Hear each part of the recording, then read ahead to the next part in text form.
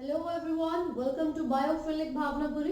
दोस्तों, आज हम डिस्कस करेंगे जीन थेरेपी के बारे में। क्लास 12 का चैप्टर नंबर भी 12 ही है जो कि हम डिस्कस करने जा रहे हैं। काफी सारे ऐसे टॉपिक्स हैं इस चैप्टर के जो मैं ऑलरेडी अपलोड कर चुकी हूँ, लेकिन ये जो जीन थेरेपी है, this is one of the most important topics.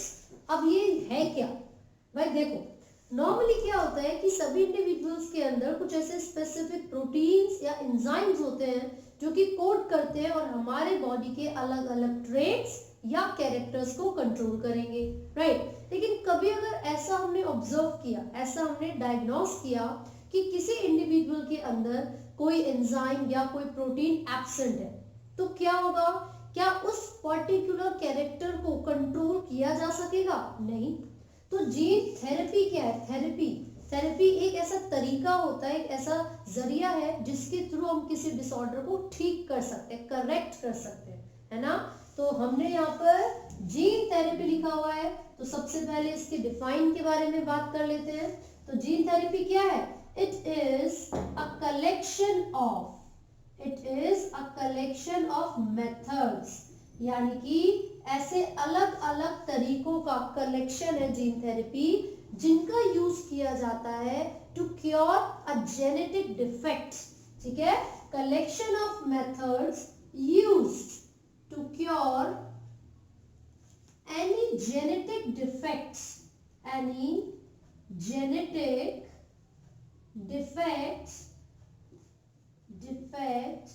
that has been diagnosed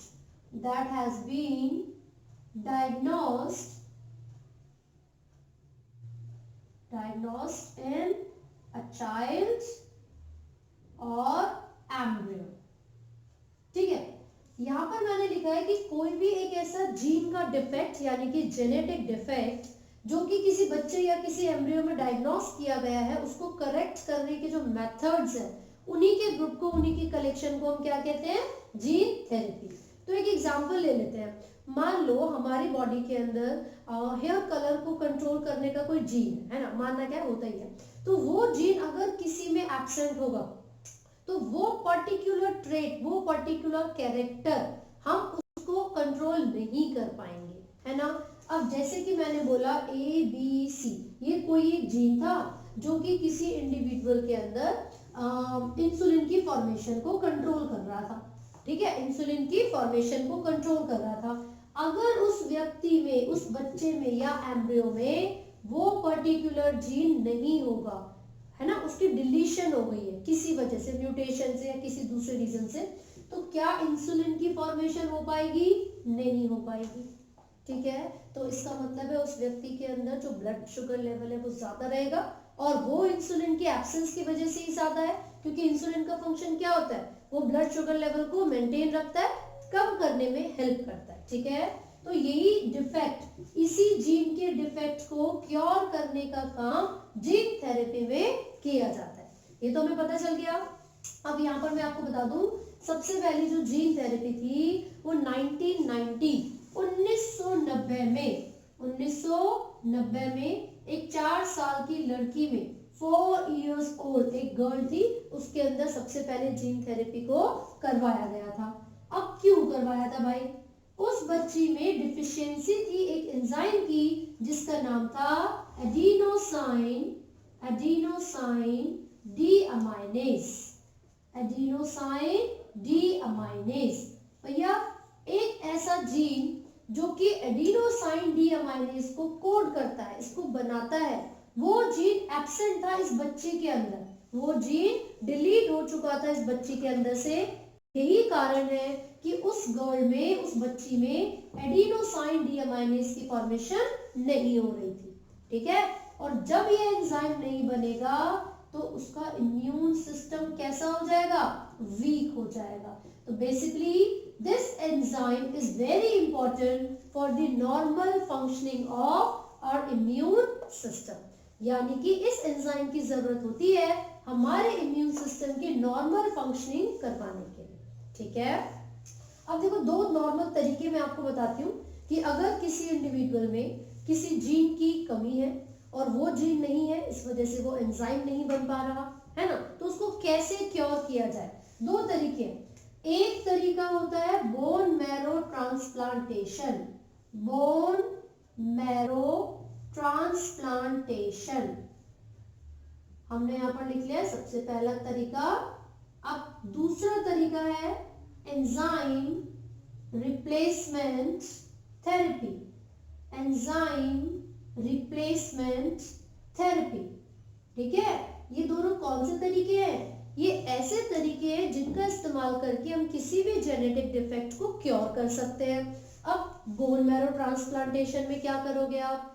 किसी हेल्दी इंडिविजुअल का बोन मैरो निकालेंगे जो कि क्लोज रिलेटिव होना चाहिए, क्योंकि ब्लड मैचिंग, टिश्यू मैचिंग करवाना बहुत जरूरी है ना, वरना जो पेशेंट है उसकी बॉडी में इनके बोन मैरो को एक्सेप्ट नहीं किया जाएगा, राइट। तो बोन मैरो ट्रांसप्लांटेशन में हम क्या करते हैं? किसी हेल्दी इंडिविजुअल से बोन मैरो निकालेंगे और उसको पेशेंट की बॉडी में इंट्रोड्यूस कर देंगे। और ये प्रोसेस करने के से या इस प्रोसेस को करने से पहले हमें ब्लड मैचिंग, टिश्यू मैचिंग ये सब करना पड़ता है। तो ज्यादातर हम प्रेफर करते हैं कि पेशेंट का कोई क्लोज रिलेटिव हो तो उसी से ही बोन मैरो ले लेंगे। ठीक है, अब ये बोन मैरो ट्रांसप्लांटेशन हो गया। दूसरा होता है एंजाइम रिप्लेसमेंट थेरेपी। इसमें क्या होगा? एंजाइम रिप्लेसमेंट थेरेपी में अगेन किसी या तो आर्टिफिशियली आप वो एंजाइम सिंथेसाइज कर रहे हो या फिर किसी हेल्दी इंडिविजुअल से आपने वो एंजाइम लिया और पेशेंट की बॉडी में इंट्रोड्यूस करवा दिया। ठीक है, लेकिन मैं आपको बता दूं ये दोनों ही मेथड कंप्लीटली क्योर नहीं कर सकते उस पेशेंट के जेनेटिक डिफेक्ट को। क्यों? क्योंकि ये एंजाइम्स या जो सेल्स हम ट्रांसफर कर रहे हैं वो भाई इमॉर्टल है। ऐसा तो है नहीं कि वो अमर होंगे, है ना, वो मॉर्टल तो नहीं होते। कोई अमर तो ऐसा कुछ है नहीं कि जिंदगी भर चलता रहेगा, एक बार एंजाइम डालो लाइफ टाइम के लिए काम हो गया, ऐसा नहीं होता। तो अगर ये दोनों तरीके हम इस्तेमाल करते हैं किसी भी जेनेटिक डिफेक्ट को ठीक करने के लिए, क्योर करने के लिए, तो ये टाइम टू टाइम करवाने पड़ते हैं। पीरियोडिक ट्रांसफ्यूजन चाहिए होता है इन दोनों मेथड्स का। ठीक है, तो यहाँ पर तीसरा मेथड आता है जिसके बारे में हम बात कर रहे हैं, and this method is gene therapy. अब जीन थेरेपी में हम करते क्या है, ध्यान से सुनिएगा। जीन थेरेपी में हम पेशेंट की बॉडी से लिम्फोसाइट्स निकालते हैं। पेशेंट की बॉडी से हमने क्या निकाला? लिम्फोसाइट्स निकाले और एक आर्टिफिशियल मीडियम में, कल्चर में हमने इन लिम्फोसाइट्स को ग्रो करवाया। ठीक है, तो पेशेंट की बॉडी से हमने लिम्फोसाइट्स निकाले हैं। लिम्फोसाइट्स, मैं आपको बता दूं कि जो बोन मैरो है वहां पर आप देखोगे कुछ स्पेशलाइज्ड सेल्स होते हैं जो कि बी और टी लिम्फोसाइट्स कहलाते हैं, जिनकी जो डेवलपमेंट है वो एसोसिएटेड होती है थाइमस से, तभी तो टी लिम्फोसाइट उसका नाम पड़ा है, या फिर टी सेल, है ना। तो बी लिम्फोसाइट्स और टी लिम्फोसाइट्स ये दोनों ही बहुत जरूरी है हमारे इम्यून सिस्टम को रेगुलेट करने के लिए। दोनों की फॉर्मेशन बोन मैरो में होती है, लेकिन टी लिम्फोसाइट्स की मैच्योरेशन थाइमस में होती है, इसीलिए उसका नाम टी लिम्फोसाइट्स या फिर टी सेल्स होता है। ठीक है, तो हमने यहाँ पर लिम्फोसाइट्स को पेशेंट की बॉडी से निकाला और फिर उसके अंदर कॉम्प्लीमेंट्री डीएनए को डाल दिया। सी का मतलब कॉम्प्लीमेंट्री है, और कौन सा डीएनए? ऐसा डीएनए जो कि बनाता है एडिनोसाइन डीअमाइनेज एंजाइम को। किसको बनाता है? एडिनोसाइन डीअमाइनेज एंजाइम को। ठीक है, तो चलो भाई हमने कॉम्प्लीमेंट्री डीएनए को इंट्रोड्यूस कर दिया पेशेंट्स के लिम्फोसाइट्स में। अब क्वेश्चन ये उठेगा कैसे इंट्रोड्यूस करते हो? तो आप बताओगे रेट्रोवायरल वेक्टर का यूज करके। रेट्रोवायरल वेक्टर का यूज करके, एक रेट्रोवायरस का यूज करोगे आप और उसी की मदद से इस कॉम्प्लीमेंट्री डीएनए को पेशेंट्स के लिम्फोसाइट्स तक इंट्रोड्यूस करवाएंगे। क्लियर हो गया?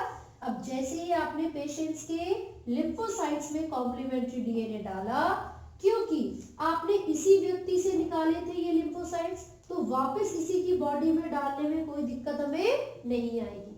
अब हम इन लिम्फोसाइट्स को जिनके पास कॉम्प्लीमेंट्री डीएनए है, इनको वापस पेशेंट की बॉडी में इंट्रोड्यूस कर देंगे। ठीक है, और पेशेंट की बॉडी उसको आसानी से रिसीव भी कर लेगी क्योंकि वो उसी की ही बॉडी के लिम्फोसाइट्स थे, राइट। तो ये जीन थेरेपी में हम करते हैं कि हम कॉम्प्लीमेंट्री डीएनए को इंट्रोड्यूस कर देंगे पेशेंट के लिम्फोसाइट्स में with the help of a retroviral vector. इससे वो जीन उनके शरीर में जाएगा, फिर जीन क्या करता है, विद डीएनए तो वो आरएनए बनाएगा and then this RNA will produce proteins. कौन सा प्रोटीन या एंजाइम, एडिनोसाइन डीएमाइनेज, राइट। लेकिन जब ये दोनों परमानेंट क्योर नहीं थे तो ये परमानेंट क्योर कब होगा, कैसे होगा, तो मैं आपको बता दूं, जीन थेरेपी अगर किसी एम्ब्रियोनिक अर्ली एम्ब्रियोनिक स्टेज में की जाए, अर्ली एम्ब्रियोनिक स्टेज में की जाए तो ये एक परमानेंट क्योर हो सकती है। क्या हो सकती है, परमानेंट क्योर हो सकती है। हमेशा याद रखिएगा, ये बहुत इंपॉर्टेंट चीजें हैं। सबसे पहला तो कॉम्प्लीमेंट्री डीएनए को कैसे इंट्रोड्यूस किया, 1 मार्क में पूछेंगे, आप बोलोगे रिट्रोवायरल वेक्टर का यूज करके। दूसरा, अगर हम बोल रहे हैं कि जीन थेरेपी परमानेंट क्योर है तो परमानेंट क्योर कौन सी स्टेज पर इंट्रोड्यूस करने से होगा, आप बोलोगे अर्ली एम्ब्रियोनिक स्टेज पर अगर हम डीएनए को इंट्रोड्यूस करेंगे तो ही एक परमानेंट क्योर हो सकता है। ठीक है, तो ये हमने जीन थेरेपी अच्छे से पढ़ लिया है। एडीए की पूरी एक्सपेंडेड फॉर्म 4 साल की लड़की में 1990 में सबसे पहले ये प्रोसेस किया गया था और ये किस चीज के लिए जरूरी है, इम्यून सिस्टम की एक्टिविटीज को कंट्रोल करने के लिए जरूरी है। अगर कोई भी व्यक्ति बिना एडीए, बिना एडिनोसाइन डीएमाइनेज एंजाइम के बॉर्न होता है, उसका जन्म होता है, तो उसको अलग अलग तरीके की डिजीज हो सकती है, जैसे कि SCID, severe combined immune deficiency. तो उसमें क्या होगा कि उस व्यक्ति का इम्यून सिस्टम या तो बिल्कुल ही खत्म होगा या बिल्कुल ही डैमेज होगा। ठीक है, तो हमने उसको किस तरीके से क्योर किया, जीन थेरेपी। और जीन थेरेपी भी कब, अर्ली एम्ब्रियोनिक स्टेज में, अगर जल्दी ही डायग्नोस कर लिया जाए तो जल्दी ही हम उसके अंदर कॉम्प्लीमेंट्री डीएनए डाल देंगे, so it will become a permanent cure, right. So this is all from gene therapy. अगर आपको फिर भी कोई डाउट लगता है, कोई भी प्रॉब्लम है तो आप कमेंट्स कर सकते हैं। And do not forget to like, share and subscribe. Thank you.